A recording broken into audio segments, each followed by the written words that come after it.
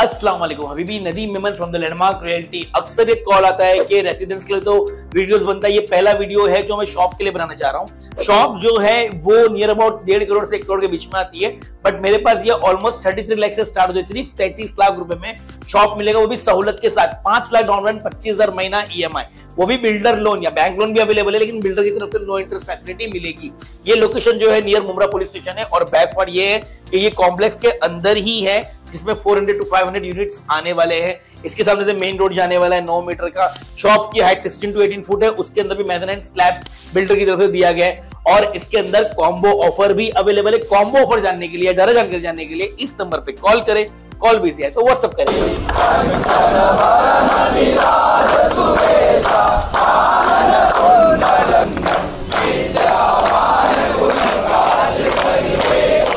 मैं इस्लामुद्दीन खान और आप देख रहे हैं प्रहार टाइम्स। ठाणे के हजूरी इलाके में देर रात हनुमान मंदिर में मूर्ति खंडित करने का मामला सामने आने के बाद तमाम हिंदू संगठन और स्थानीय लोगों में काफ़ी आक्रोश देखा गया। हालांकि रात के वक्त पुलिस ने किसी तरह से मामले को शांत कराया था, मगर आज शाम के वक्त हिंदू संगठन ने कहा था कि यहां हनुमान चालीसा का पाठ और पूजा किया जाएगा, जिसके बाद आज पूरा दिन पुलिस का बंदोबस्त लगा रहा। मगर शाम होते ही हिंदू संगठन से जुड़े तमाम लोग वहां पहुंचे और हनुमान मंदिर पहुंचकर हनुमान चालीसा का पाठ किया। हिंदू संगठन हनुमान मंदिर की मूर्ति खंडित करने वाले के खिलाफ कड़ी कारवाई करने की मांग कर रहे हैं। आम्ही सर्वप्रथम हे सांगू इच्छितो की जी विटंबना झाली होती त्याचा अजून पोलीस प्रशासनाने असं सांगितलंय का आम्ही आरोपी पकडलाय, तो लहान वयाचा आहे आणि कोणत्या तरी ऍक्टच्या आत ते नाव सांगता येत नाही, चिल्ड्रन ऍक्टच्या नावाखाली नाव सांगता येत नाही। आमचा स्पष्ट आरोप आहे की प्रशासन कुठेतरी या गोष्टीला दाबण्याचा प्रयत्न करत आहे, दाबण्याचा प्रयत्न करत आहे। काल इकडे जेव्हा मूर्ती तुटली तर आमची मागणी अशी होती का जेपर्यंत ज्या लोकांनी हिंदू देवी देवतांची विटंबना केलेली आहे, पहिले त्या आरोपींना पकडावं व त्यांना हिंदू काय असतो त्याची दिंड काढून मग आम्ही आमचे देव स्थापित केले असते। रात्री 12च्या नंतर देवाचं स्थापना केलं जात नाही।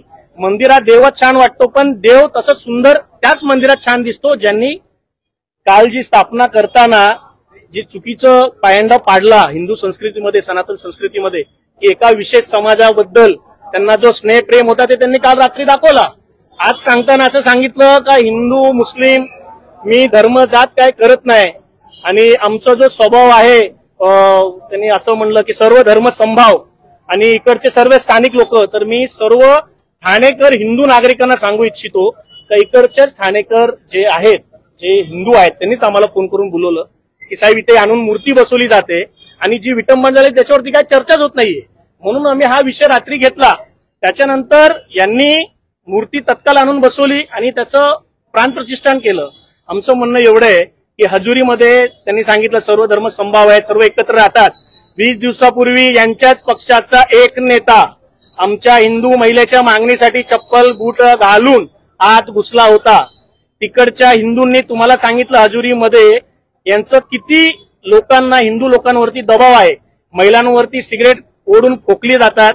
एका 30 वर्षाच्या तरुणाचं वार केली गेली आणि समोरचा आरोपी हा बिंदास 2 दिवसात सुटला। आज तो मुलगा आयुष्यभर चालू शकत नाही, काही वजन उचलू शकत नाही, तो पण हिंदूच होता। 20 दिवसापूर्वी तुम्ही त्या न्यूज चॅनलवर बघू शकता इकडच्या हिंदूंची परिस्थिती काय, ती मला आज कळली। कारण की इकडे जे नेते आहेत ते सांगतात ते सर्व धर्म संभाव, त्याच्यामुळे हिंदूंनाच दाब, म्हणजे हिंदू आणि मुस्लिम ते सांगतात हिंदू मुस्लिम भाई भाई भाईचारा, तो भाई मध्ये काय झालाय, भाई भाई झाला आणि हिंदू हा चारा झालेला आहे। हे खरं झालेलं आहे। तुम्ही आमच्या मंदिरात आज सीसीटीव्ही कॅमेरे लावले, तेच कॅमेरे तुम्ही मस्जिदमध्ये काय नाही लावले, रेकॉर्डिंग वाले। तुम्ही सांगितलं ना आम्हाला काहीतरी असं वाटतंय की कुठेतरी कोणतरी षडयंत्र आहे। 100% मस्जिदमध्ये तुम्ही रेकॉर्डिंग वाले कॅमेरे लावा, जे हिंदूंच्या मंदिरात लावले ना तत्परतेने, ते तुम्ही मस्जिदमध्ये लावा, तुम्हाला षडयंत्र माहिती पडेल। दुसरा, हा जो मंदिर आहे या मंदिरमध्ये माझ्याकडे व्हिडिओ दाखवतो मी तुम्हाला, किती घाण होती पहिले। विजय त्रिपाठी इथे राजकारण करायला येतो असं यांचं म्हणणं आहे, पण विजय त्रिपाठी जिकडे जातो तिकडे हिंदू बोलतात म्हणून जातात। मी माझ्या धर्मासाठी, माझ्या हिंदू धर्माच्या लोकांसाठी मला जिकडे बोलवतील तिकडे मी पुन्हा ठाण्यात जाईल। त्यांनी सांगितलं का बाहेरून लोक आले? बाहेरून कोण आलं नव्हतं, त्यांना बोलवलं गेलं, कारण की त्यांना तुमच्या नेतृत्वावर विश्वास नव्हतं. तुम्ही जे सांगता ना सर्व धर्म संभाव, आज इकडच्या हिंदूंवरती काय होतोय? 3 वर्षापूर्वी यांच्याच एका उपाशाखाप्रमावरती एका मुस्लिमनी वार केलेला, तो मारता मारता वाचलाय.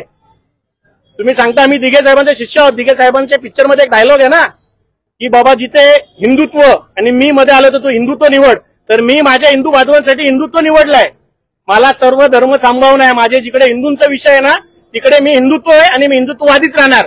मी माझ्या धर्माला घेऊन कुठेही कोणताही राजकीय किंवा वोट बँकसाठी त्यांचा समर्थन करणार नाही. आणि मीही हजुरीचा रहिवासीच आहे. मला कोणावरती वैयक्तिक बोलायचं नाहीये. 10 वर्ष आपण लोकप्रतिनिधी असताना तेव्हा पण इथे कोर्टाची केस होती.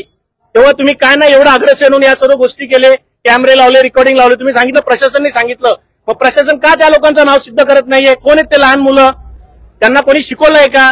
आमच्या हिंदू धर्माचे तर 100% मुलं नसणार. आमचे मुलं जेव्हा जन्माला येतात तर त्यांना संस्कृती समजवली जाते, शिकवली जाते की आपले देव काय आहेत, आपले गुरु काय आहेत. आणि या लोकांनी ज्यांनी पण हे तोडलंय त्यांची काय मानसिकता होती अजून प्रशासनाने क्लिअर केलं नाहीये. यासाठी आम्ही लवकरच इकडे आम्ही हिंदू न्याय मंच, हिंदू संघर्ष मंच, हजुरी हिंदू न्याय मंचाची स्थापित केलेली आहे.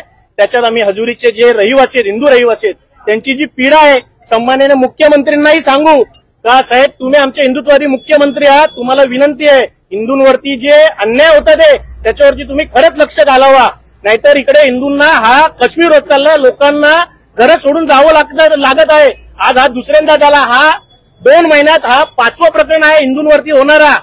आणि दरवेळी हिंदूंवरतीच हा अन्याय होतो.